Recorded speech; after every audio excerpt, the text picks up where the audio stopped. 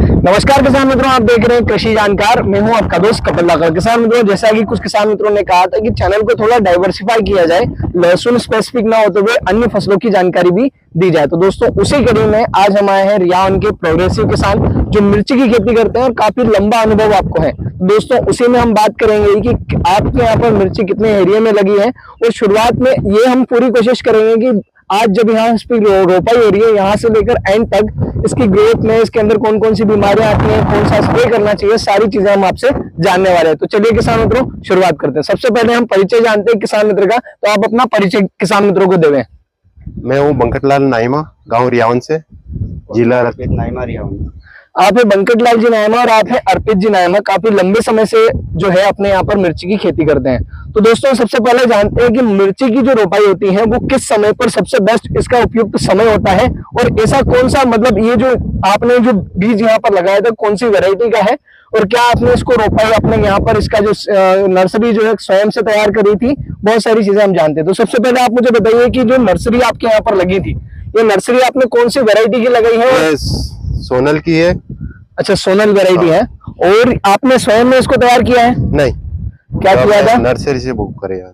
तो दोस्तों, जैसा कि आप सभी को पता है कि आजकल ट्रेंड है, और नॉर्मली आजकल हमारे यहाँ पर जो पहले आज के कुछ समय पहले तक अपने यहाँ पर स्वयं के खेत में लगाने के लिए नर्सरी तैयार करते थे, वो आजकल नहीं लगा पा रहे क्योंकि गर्मी बहुत ज्यादा है, वो सारी चीजें हम मैनेज नहीं कर पाते, तो पौधे जो है मर जाते हैं और बीज भी बहुत ज्यादा महंगा आता है। तो उसी को ध्यान में रखते हुए जो किसान मित्र जो है अपने यहाँ पर खेत में लगाने के लिए जो नर्सरी है वो नर्सरी के अंदर ही तैयार कराते हैं, कोकोपीट के अंदर जो है नर्सरी बनाई जाती है। तो दोस्तों, सबसे पहले आप मुझे ये बताइए कि जो कुछ समय पहले तक किसान अपने खेत के अंदर ही एक शेड बना करके नर्सरी तैयार करता था, उसमें और वहां की जो नर्सरी है जो कोकोपीट के अंदर ट्रे के अंदर आती है, जैसा कि वीडियो में देख पा रहे हैं किसान मित्रों, इन दोनों में क्या डिफरेंस है?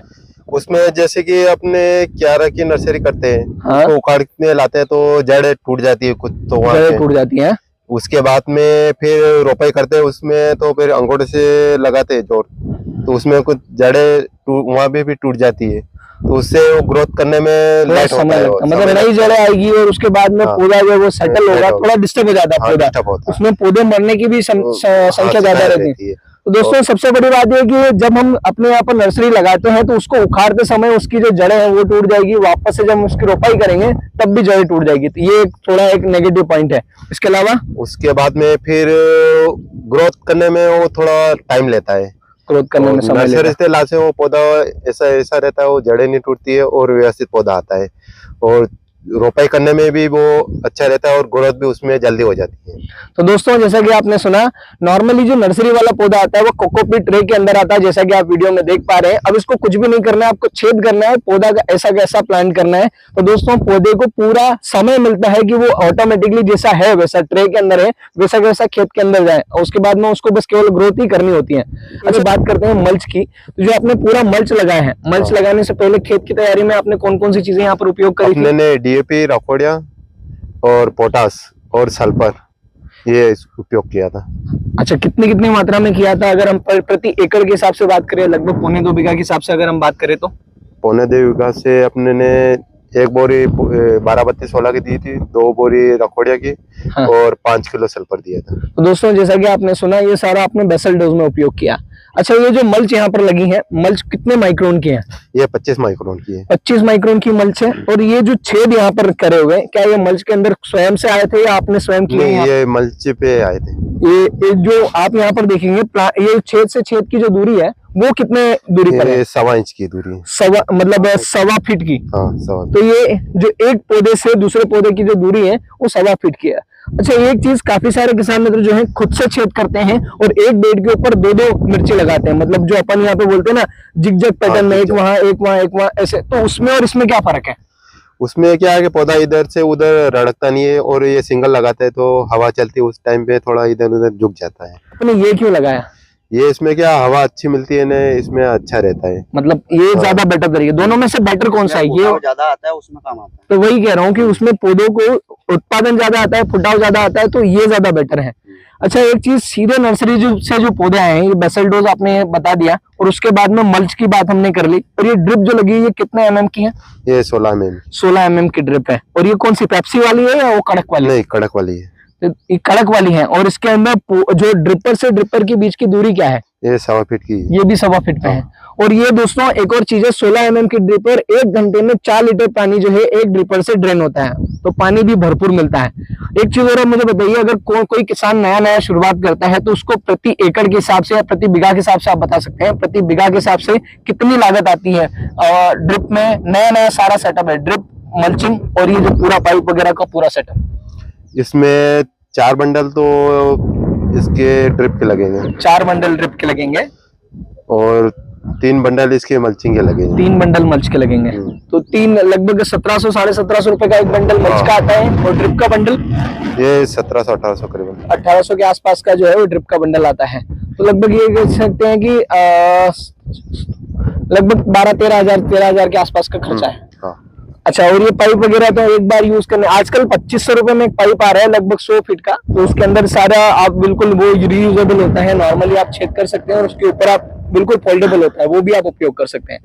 अच्छा, एक और चीज मुझे बताइए कि नॉर्मली अब आपने ये जो पूरा जो वहां से मंगाया है, तो उस समय पर जब आपने रोपाई करी तो क्या आपने सूखे में लगाया आपने, क्या फिर इसको बेड आपने गीले किए? नहीं, या फिर बेड क्या गीले किए आपने। 2-3 दिन से मोटर चलाई इसमें, पूरे थोड़ा बेड गीला हो गए। हाँ। उसके बाद में वहाँ नर्सरी पौधे आए, एक रात रुके, उसके बाद में फिर लगा दिए।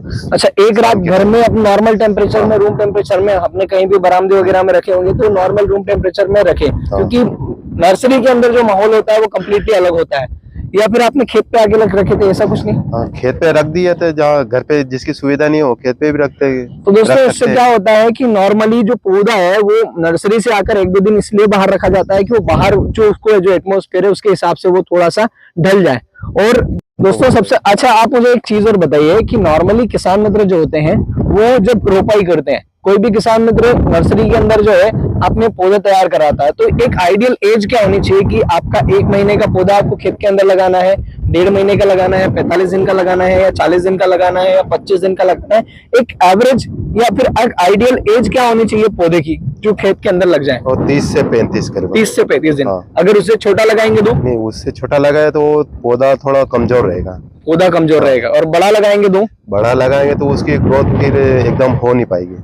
अच्छा, एक और चीज किसान मित्रों यहाँ पर ध्यान रखने वाली बात है, जो मेरा ऑब्जर्वेशन है मैं आपको बता रहा हूँ, अगर हम बड़ा या कड़क वाला जो रोप कड़क हो जाता है वो अगर हम लगाते हैं तो उसमें एक समस्या आती है जो आगे चल के हमारे प्लांट का पूरा जो लाइफ है उसका जो फ्यूचर है वो डिसाइड करती है। दोस्तों एक चीज मैंने जो नोटिस करी है उसके ऊपर, अच्छा, एक सबसे बड़ी समस्या है पौधों के अंदर वायरस की, है ना, बहुत ज्यादा वायरस मिर्ची के अंदर आता है। उसका एक ऑब्जर्वेशन जो मैंने किया है वो आपको बताता हूँ। नॉर्मली उन पौधों के अंदर वायरस आता है जिनकी इम्यूनिटी या फिर उनकी प्रतिरोधक क्षमता या पौधा जो है कमजोर होता है, सबसे पहले वायरस उसी में आता है।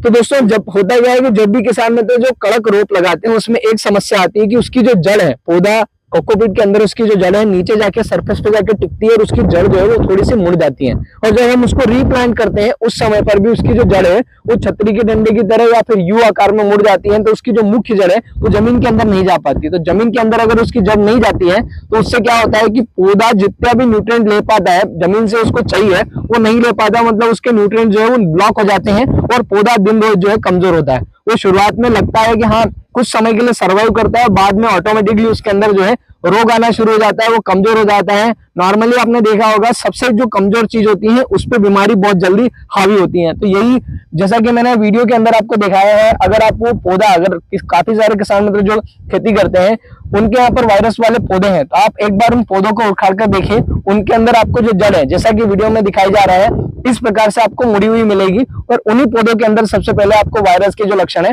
वो देखने को मिलेंगे। और दोस्तों वायरस जो होता है एक मक्खी द्वारा फैलाया जाता है और एक पौधे से दूसरे पौधे की ओर ट्रांसफर होता है। अच्छा, एक चीज और किसान मित्र जो शुरुआत में अगर कोई खेती कर रहा है तो ऐसी कोई चीज है जो ध्यान रखने लायक है, किसान कहाँ गलती हो जाती है, जिसका प्लॉट जो है वो थोड़ा डिस्टर्ब हो जाता है, ऐसी कोई चीज, ऐसी कोई सावधानी जो शुरुआत में नए किसानों को रखनी चाहिए? जैसे कि वो पौधे लेके आते हैं तो पौधे लगाने के बाद में उसको देख रेख करनी पड़ती है, देख रेख करनी कौन सा पौधा मरा हुआ है, कौन से पौधे में वायरस आ रहा है। जैसे ही उस पौधे में वायरस आ रहा है उसको उखाड़ कर कहीं दूर फेंक दे उस प्लांट से, ताकि वो वायरस दूसरे पौधे में नहीं जाए।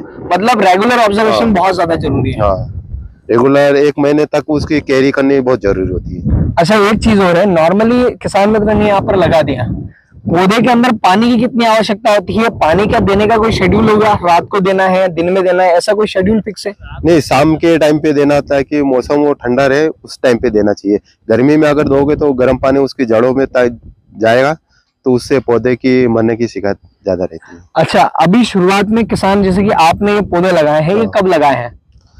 ये अपने ने 5 से 10 जून के अंदर लगाए हैं। 10 जून के आसपास से 10 जून के बीच में आपने लगाए हैं। तो दोस्तों, जैसा कि आपने सुना, 5 से 10 जून के आसपास ये जो पौधे लगे हैं, आप देख पा रहे हैं ग्रोथ भी इनकी बड़ी शानदार हो चुकी है। और इनके पौधों की जो लाइफ थी, जब यहाँ पर ये ट्रांसप्लांट हुए उस समय पर इनकी 30 से 35 दिन के बीच की लाइफ थी। और ये सोनल वैरायटी के पौधे हैं। और अभी यहाँ पर आपने कोई न्यूट्रिशन देना शुरू किया है? नहीं, अभी नहीं किया। अभी नहीं। कब से शुरुआत करेंगे? अभी 1-2 दिन बाद ही चालू करेंगे। 1-2 दिन बाद आप यहाँ पर न्यूट्रिशन देना। अभी बस केवल आप पानी दे रहे हैं, वो भी शाम को, मतलब रात में। हमारे यहाँ पर रात में लाइट आती है और रात को ही आप पानी यहाँ पर दे रहे हैं। दोस्तों, इस बात का खास ध्यान रहे कि गर्मी के अंदर आप बिल्कुल पानी ना देवें। अच्छा, एक चीज और है, यहाँ पर स्प्रे का काम भी शुरू होगा, क्योंकि शुरुआत में अगर पौधे के अंदर बचपन में अगर रोग आ जाए प्लांट के अंदर, तो उसको ध्यान में भी रखना पड़ता है। तो आप यहाँ पर स्प्रे कब से शुरू करेंगे? हाँ, ये अभी थोड़ा चाल बन जाए, उसके बाद में इसकी स्प्रे शुरू करेंगे। स्प्रे चालू करेंगे। अच्छा, तो दोस्तों, ये सारी बातें हमने करी रेगुलर। अब यहाँ से हम ये जो पूरी सीरीज है मिर्ची वाली, हम शुरू करने वाले हैं। बहुत सारी चीजें हम अलग अलग स्टेज पर यहाँ पर डालेंगे। दोस्तों, अगर आपको वीडियो अच्छा लगा है और अगर आपको दी गई जानकारी अच्छी लगी है, तो आप चैनल को सब्सक्राइब जरूर करिएगा। वीडियो अच्छा लगा है तो लाइक करिएगा, साथ ही किसान मित्रों तक शेयर करना नहीं भूलिएगा। तो दोस्तों, आज के वीडियो में इतना ही। मिलते हैं नेक्स्ट वीडियो में। तब तक के लिए जय जवान, जय किसान, धन्यवाद।